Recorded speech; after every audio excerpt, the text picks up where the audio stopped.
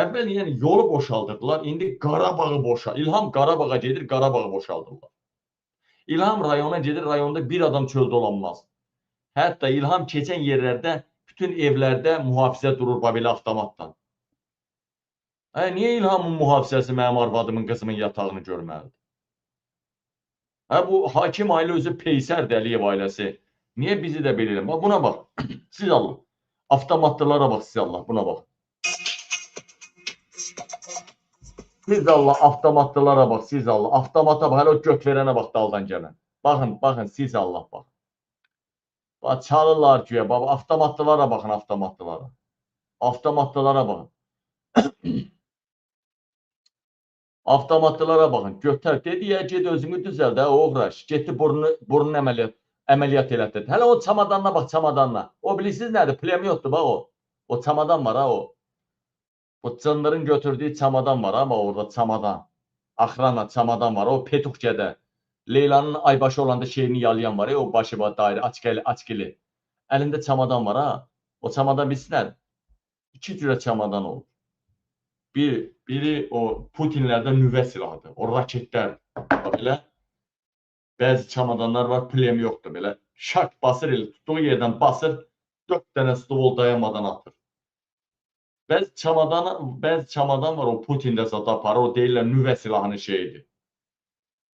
Bəzi çamadanlardan raketdir. Raket, yəni 4 dənə raketdir, belə, alt-alta belə 4-dür, 8 raket. Yəni, atanda həmin istiqaməti darmadağın eləyir.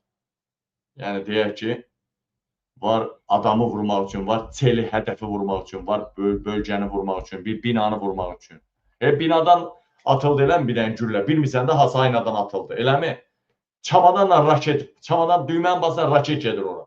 Raket binaya dəyərsə, hər halda bir prezidenti gizlətməyə imkan olur və sırası o biri çamadan açılır.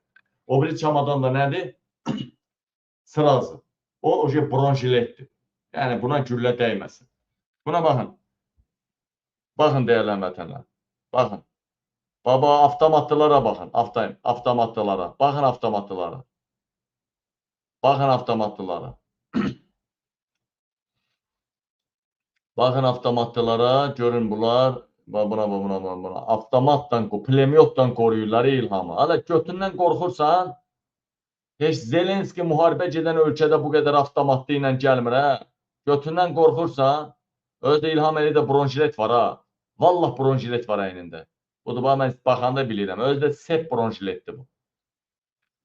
Bu Zelenski geyinən bronjilet geymir. Buna sepdir, sep. İsrailin xüsusi bronjiletləri var. Amerikanda da var, Britaniya, İsraildə də. Türkiyədə də var. Bu sep bronjiletdir. Yəni, geyinəndə o birisi belə boğazın zadı şeydir, hiss olunur ki, bronjilet geyinir. Amma sep bronjiletdə məni kimi təcrübəli adam hiss eləyə bilər onu.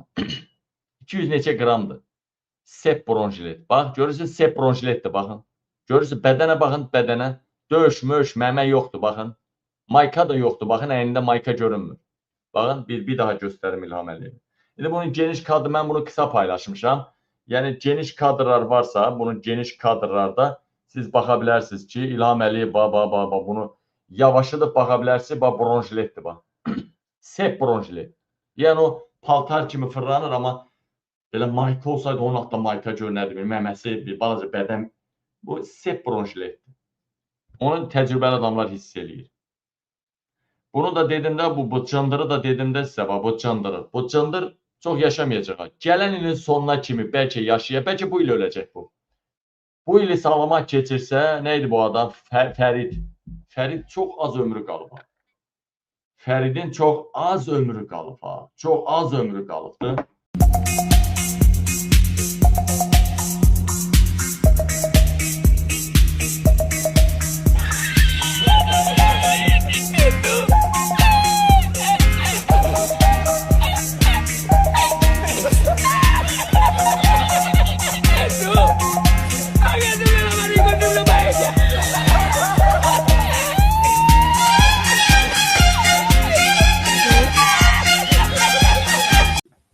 Ermənistanda hal-hazırda diktatura hökm sürür. Bu qaçılmaz faktdır. Siyasi oponentlər təqib olunur, həbs olunur. konstitusiyaya qanunsuz dəyişikliklər edilir. Deməli, hakimiyyət bölgüsü tamamilə pozulub. Qanunvericilik hakimiyyəti, icra hakimiyyəti, məhkəmə hüquq sahəsi artıq bir adamın əlindədir, bir alət. Salam millət. Bugün 12 iyul 2026-cı il tarixidir. Və bu İlham Əliyevin Ermənistan haqda dedikləri bu video süni intellekt deyil, montaj deyil. Gerçəklərdir. Sadəcə bir qədər əvvələ, bir neçə il əvvələ qayıdır. Və indi niyə gündəm olur və Azad sözün efirində yayımlayırıq? Çünki Azərbaycan Dövlət Televiziyası ASTV yenidən başlayıb Ermənistanda diktatura olduğu barədə reportajlar hazırlamağa. Nə baş verir? Qarşıya sülh gündəliyi qoyulur və sülh istiqamətində addımlar gedir və Azərbaycanın baş nazirinin müavini Ermənistana gedir və Azərbaycan prezidentinin köməkçisi Hikmət Hacıyev Ermənistana gedir, ata yurdlarıdır ora. Bəs indi niyə ASTV belə reportajlar hazırlayır? ASTV-yə keçmədən öncə İlham Əliyevin bu çıxışına paytaxt sakinləri nə demişdi? Azad sözün reportajını təqdim edirəm. İlham Əliyev son çıxışında bildirdi ki, Ermənistan dövlətində diktatura rejimi, qohumbazlıq, korrupsiya faktlar var. Sizcə bu hallar Azərbaycanda çoxdur, yoxsa Ermənistanda? Azərbaycanda məni narahat etməyən mövzu yoxdur. Vətəndaşlar işsizdir, təhsil yox səviyyəsindədir, səhiyyə bərbaddır, danışmağa belə dəyməz. Yəqin normal qarşılayırsınız da, insanlar kəskin danışa bilmirlər Azərbaycanda. Tam reallığı hələ də ki, Azərbaycanla Ermənistan arasında müqayisə edərkən biraz həssas yanaşırlar. Nə də olmasa keçmiş düşməndir, onu yaxşı kimi qeyd etmək istəmirlər. Amma reallıq budur. Reallıq budur. Regionumuzun, ölkəmizin reallığı bundan ibarətdir. Davamına qulaq asın. Sonra hər bir şey, yəni siyasi məhbuslar, bunlar bizi çox narahat eləyir. Və mən buradan demək istəyirəm ki, siyasi məhbuslara azadlıq. Korrupsiya çoxdur, baş alır gedir. Nə qədər tutulub bu yaxınlarda görmür. Mən üçün deyəmərəm bu haqda. Əlbəttə Azərbaycanda. Ermənistan deyə bilmərəm, amma Azərbaycanda var. Deputatlarımız məsəl üçün işdən çıxdı, qohumbazlıq hərə öz qohumuna iş verir. Nə bilim, yəni var da bizdə korrupsiya daha çoxdur. Videolarımızı vaxtında izləmək istəyirsinizsə, YouTube kanalımıza abunə olun. İlham Əliyev, sənə deyirlər. Biz indi Azərbaycan Dövlət Televiziyasının reportajını təqdim edəcəyik və izahlarımızı da verəcəyik. Ermənistandan reportajları, Paşinyanın seçki zamanı göstərdiyi əsl demokrat performansını və debatlarda iştirakını və sairələrini sizə göstərəcəm, görəcəyik. Biz ayılmalıyıq, ASTV-yə aldanmalı deyilik. Yeni xəbərlər çıxardırlar ki, bəs ASTV bu ilin sonu yenilənəcək. Nəyiniz yenilənəcək sizin? Üzünüz, ekranınız yenilənə bilər. Çoxlu pullar xərclənilir və müasir avadanlıqlar, modern dizaynda. Amma içiniz, xislətiniz, yalan, millət sizin sifətinizə tüpürür. ASTV, Real TV-lər. ASTV-nin Ermənistan barədə reportajına baxalım. Bugünündür. Zamanlar Ermənistanın məxməri inqilabı bugün fərqli suallar doğurur. Ötən ayın 7-sində keçirilən parlament seçkiləri ərəfəsində müxalifət nümayəndələrinin kütləvi saxlanılması, siyasi təzyiqlər, səs satın alma iddiaları və seçki günü inzibati resurslardan istifadə barədə məlumatlar Ermənistanın imicini yenidən müzakirəyə çıxarıb. Yəni demokratiya pərdəsi altında avtoritar rejim qurulur. Demək olar ki, bütün seçkilərdə iştirak edən və Paşinyana qarşı olan qüvvələrin rəhbərləri indi cinayət işi qaldırılıb həbs olunurlar. Təkcə rəhbərləri yox, fəalları da bunlar hamısı göz qabağındadır. Ermənistandakı nəticələri pəhpəhlə demokratiyanın bir qələbəsi kimi qələmə verilir. Yəni bunlar hamısı göstərir ki, həmin o demokratiya müəllimləri öz maraqlarını güdürlər Seçkilərdən sonra erməni iş adamı Qaqik Tsarukyanın həbsi siyasi gərginliyi daha da artırıb. Bu, repressiyaların davamı kimi qiymətləndirilir. Vaxtilə Robert Koçaryan və Serj Sarkisyan dövründə strateji maraqlar naminə lazımi reaksiyanı verməyən Qərb, bugün Paşinyanı siyasi islahatların siması kimi təqdim edir. Niyə Azərbaycan hakimiyyəti yanıb tökülür? Niyə bu yenidən gündəmə gəlir? Baxın, Rasim Musabayev vaxtı keçmiş, iylənmiş deputatlardandır və ömür boyu Rusiyaya qulluq etmiş bir şəxsdir. Baxmayaraq ki, arada sırada çıxışlarında Ukrayna-Rusiya müharibəsi zamanı danışdıqları və s. bunlar boş söhbətlərdir, bunlar üzdə olanlardır. Güya Azərbaycan prezidenti İlham Əliyev də Rusiyanın Azərbaycan təyyarəsini vurmasına münasibət bildirib, cəsarətli çıxış etməsə də, güya da pis mənfi münasibət bildirib. Amma Rusiyaya 50 arvadlı, ailə uşaqlı xidmət etmirmi Azərbaycan prezidenti? Yəni, Rasim Musabayev danışır. Amma əsas arxada gizlənən detallara diqqət yetirmək lazımdır. Bu detallar nədən ibarətdir? 1. ASTV-ni hakimiyyəti danışdıran nədir? Yəqin Azərbaycan hakimiyyəti İlham Əliyev utanır. Utanır ki, Azərbaycan xalqı artıq 7-dən 77-yə hamı bilir ki, Ermənistanda demokratik seçkilər keçirilir. Ermənistanda xalqın seçdiyi baş nazir hakimiyyətdədir.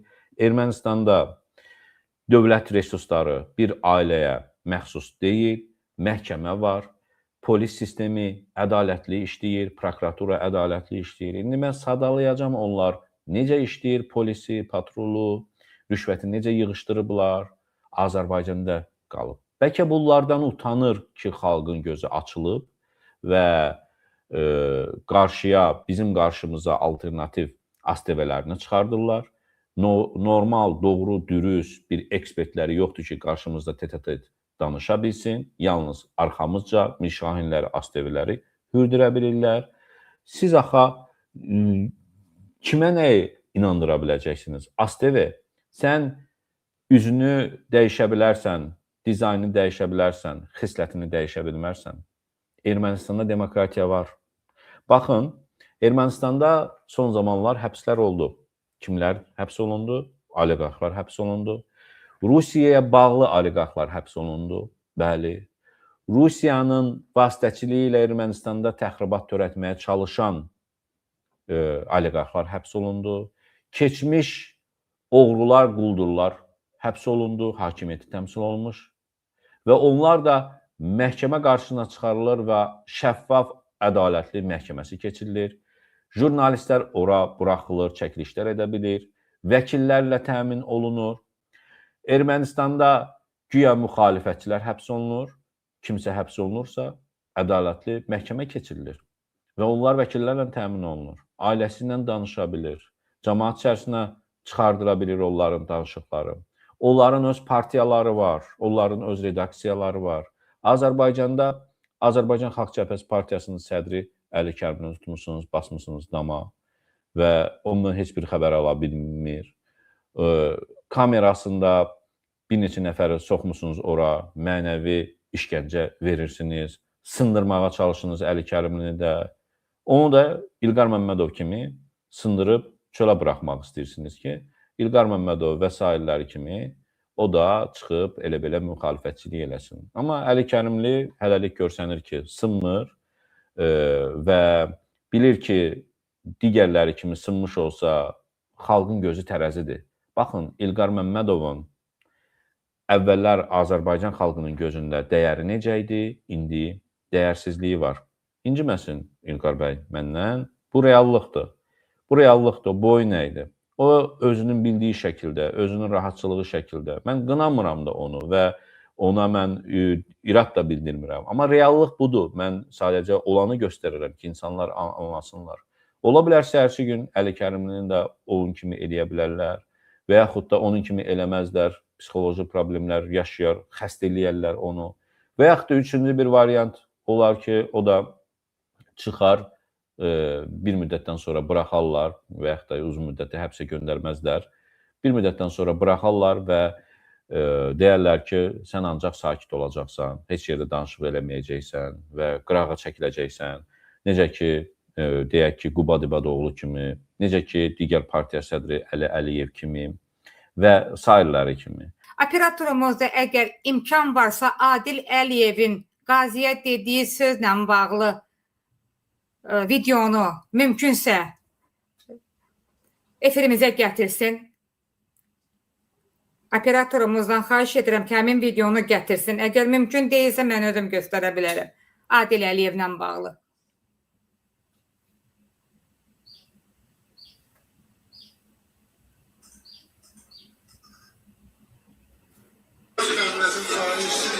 Mən həmin videonu sizə təqdim edəcəm.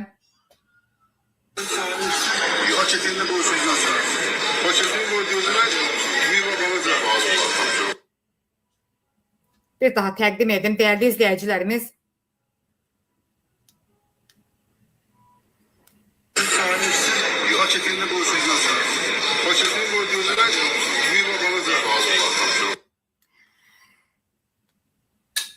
Əlil arabasında oturan Azərbaycanın torpaqları uğrunda döyüşlərdə sağlamlığını itirən qazimizdir. Həmin qazimizlə Suraxanı rayon icra hakimiyyətinin başçısı Adil Əliyev görüşərkən qazi gözündəki problemlə bağlı Adil Əliyevə müraciət edib. Adil Əliyev isə qazinin gözündəki problemi tibbi müalicəsini təmin etməkdənsə bu ağıldan yoxsul, şərəfdən yoxsul qazimizə görün nə deyir? Deyir, deməli, bu çay, qara çayı gözünə qoy və sənin gözündəki problem həll olunacaq. Bir ölkədə, döyüş meydanında gözünü, sağlamlığını, həyatını itirən insanlara qarşı laqeydlik sadəcə məmur çobudluğu deyil, artıq bir iflasdır. Ölkədə İlham Əliyev hakimiyyətinin iflasıdır. Qazinin göz problemi ilə bağlı müraciətinə cavab verən həmin Adil Əliyev ona primitiv kənd məişətinin, kənd həyatının primitiv reseptini təqdim eləyir.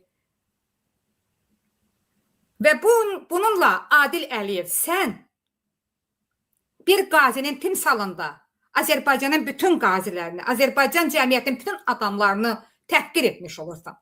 Yəni onları sadəcə özündən aşağı bir təbəqə kimi görərək onların müalicəsini, qazilərdən gedir söhbət.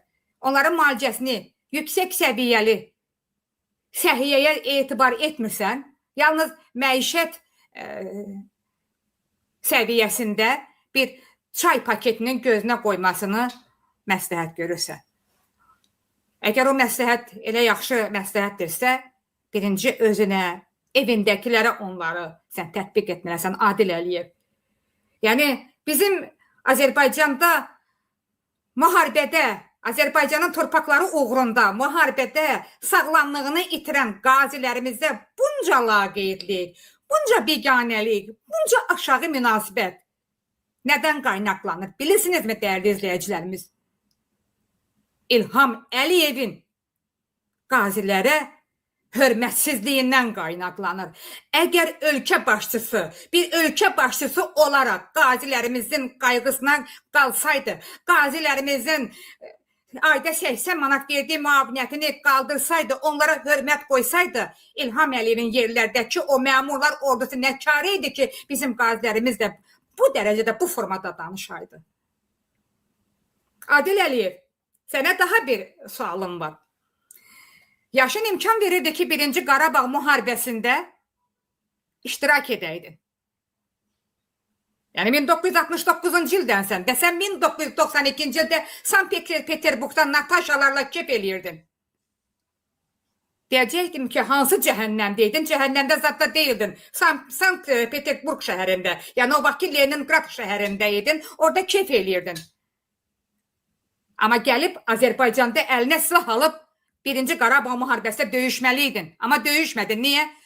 Çünki qorxaqcasına qaçdın, gizləndin. Elə canan əziz idi ona görə. Və ona görə sən bu günlərim qaziləri başa düşmürsən. Dəyərli izləyicilərimiz, Adil Əliyev o vaxt Bakı şəhər Baş Polis İdarəsinin rəisi işləmiş Məhərrəm Əliyevin qardaşıdır. Müxalifətçilərə divan tutan, hal-hazırda da prezident aparatda deməli İlham Əliyevin müşaviridir. Hansı ki pensiyaya gedib evində oturmalı olduğu halda eyni zamanda bu həmin Adil Əliyevdir ki, Avropadakı blogerlərə qarşı deməli killerlər dəstəsi yaratmaqda adı keçir. Bəli, Məhəmməd Mirzəlinin həyatına qəsd məhkəməsində Adil Əliyevin adı keçir. Dəki Adil Əliyevin yox, çoxların adı keçir. Sadəcə indi Adil Əliyevə bunu xatırladıram mən. Sən utanmadın mı Adil Əliyev qaziyə elə bir məsləhət görəndə? Sizdə bir utanan sifət olmalıdır, bir abır-həya olmalıdır, amma yoxdur sizdə.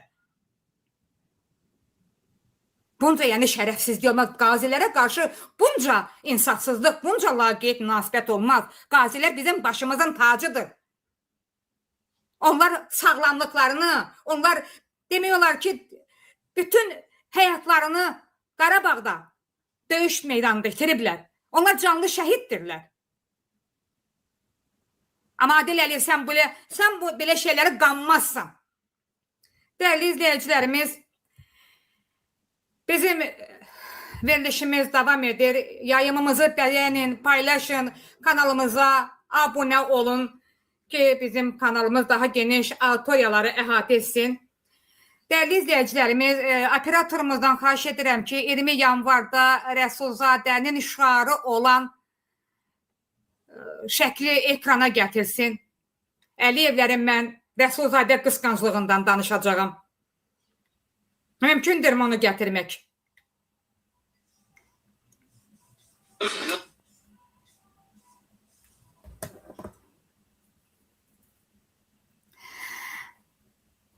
Operatorumuzdan xahiş edirəm ki, bu deməli şəkil ekranda qalsın.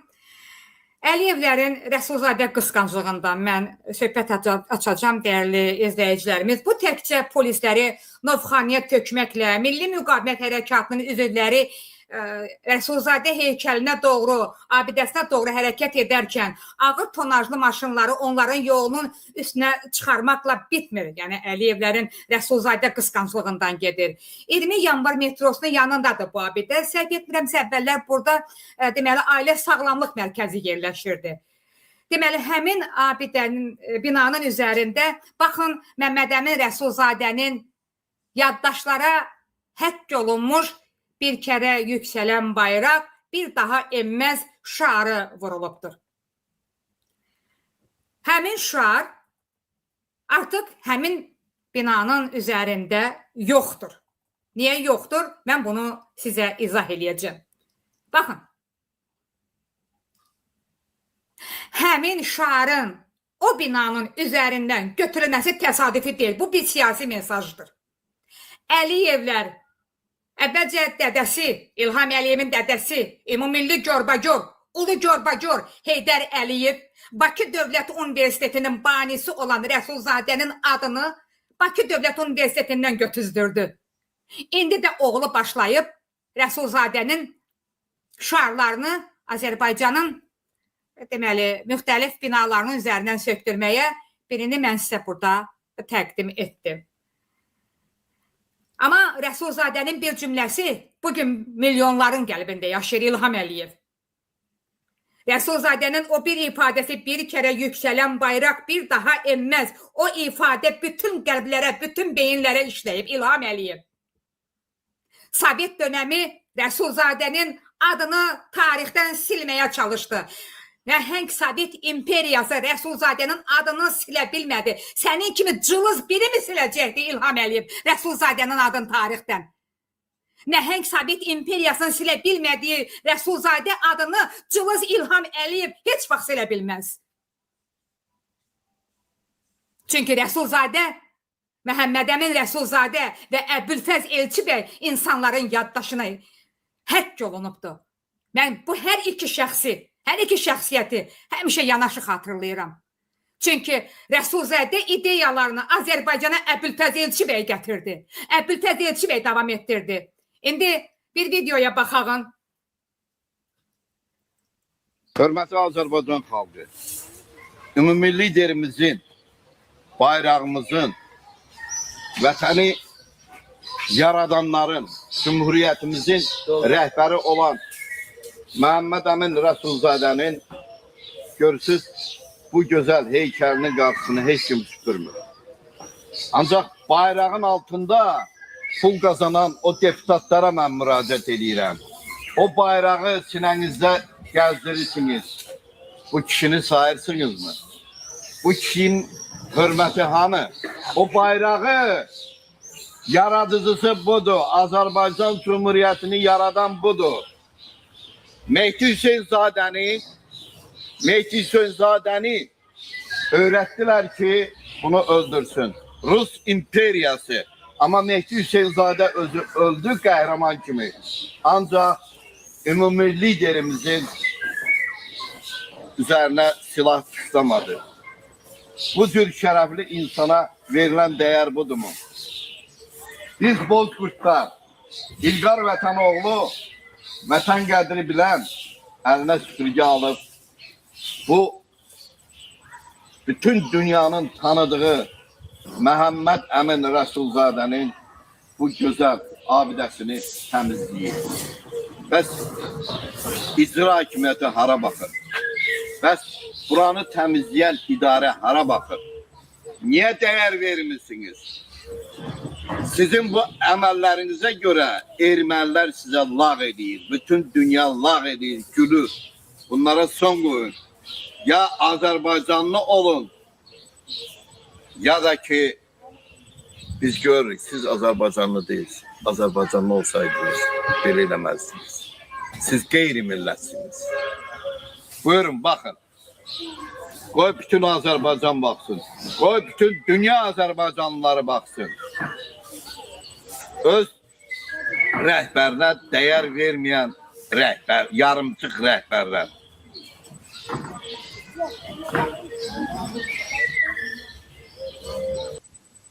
Değerli izleyicilerimiz, indi izlediğiniz video bize gönderilmiş bir videodur. Rəsulzadənin abidəsidir. Azərbaycan rayonlarından birindədir. Hansı rayonda olduğunu bilmirik. Vətəndaş kimdir onu da bilmirik. İzləyicilərimizdən xahiş edirəm ki, əgər bu barədə məlumatı varsa, kiminsə efirə də qoşula bilir. Bəli, bir nəfər yazdı ki, Gəncədədir. Teymur bəy, bu abidə Gəncədədir. Mən sizə göndərmişəm. Bunu kimsə Teymur bəyə yazır. Deməli, Gəncədədir. Baxın, vətəndaş Məhəmməd Əmin Rəsulzadə ilə bağlı nə deyir? İlham Əliyev qulaqlarını eşidirmi? Yəni sən istəsən belə Rəsulzadə ideyalarını, Rəsulzadə adını yaddaşlardan heç bir zaman silə bilməyəcəksən. İlham Əliyev, Məhəmməd Əmin Rəsulzadə, Əbülfəz Elçi bəy Azərbaycan vətəndaşına dik durmağı öyrətdi, əzmkarlığı öyrətdi, mübarizliyi öyrətdi, haqqını tələb etməyi, haqqı uğruna mübarizə aparmağı öyrətdi. Amma sən də sənin dədən nə öyrətdi? Yaltaqlığı, abidəsinin önündə əyilməyi öyrətdi. Fərqi görürsən İlham Əliyev?